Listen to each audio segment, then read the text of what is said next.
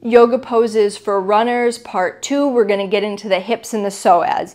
So we're going to get started by coming into a warrior 1 stance. I have my left knee on top of my ankle. You might want to start there as well. The knee on top of the ankle, super important for safety. My right foot is back at a 45-degree angle. I want you to be mindful of your own ankles. What really matters is that you are pressed through the pinky edge of your foot.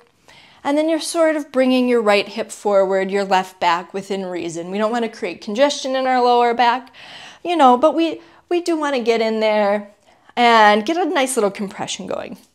Left hand to your left hip, right hand over stretch. And we are getting into our side body, into our psoas. The psoas is this hip flexor muscle. When you lift up your leg, that's doing the work. So for folks who sit a lot, and then for folks who also run and walk, you are tightening up your psoas. Sitting weakens it, running, walking kind of shortens it, tightens it up.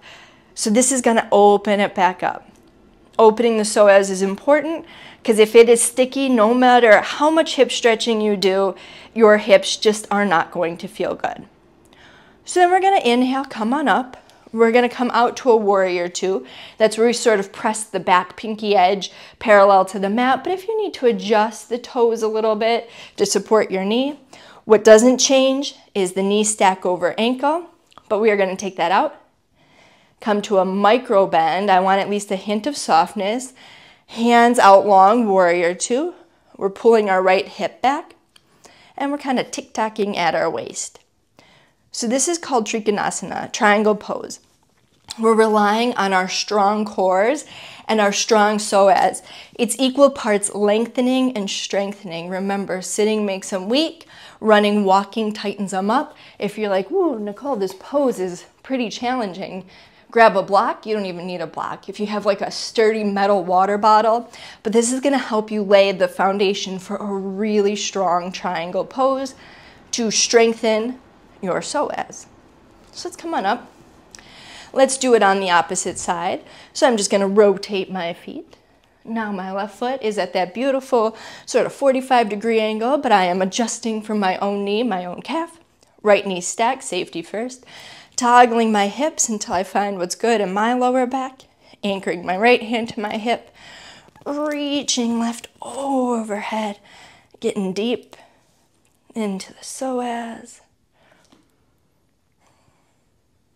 Opening up, warrior 2. This is briefly, this is just finding the footing, pressing into pinky edge, pulling out all but a hint of softness, taking that left hip back. So you're coming right from your waistline. Remember, strengthening and lengthening. Don't be afraid to use your prop.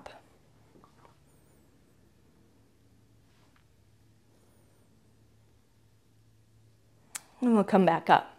So one more thing you can do, especially if you're, at all concerned about stability or if you're still trying on some of these poses, you can always bring it down to a lower lunge. You're closer to the ground, you're more stable, you are stretching into your psoas just as you are. If there's any discomfort in the knee here, this is the single best tool you can have, and the good thing is we probably all have a towel or a blanket we can use, but you can cushion up. This is going to get you into your hip flexor, into your psoas, keep you low to the ground so you can really focus on form. Don't forget to do the other side. This is something I could talk about for days on end, so be sure you hit the subscribe button because you know I am.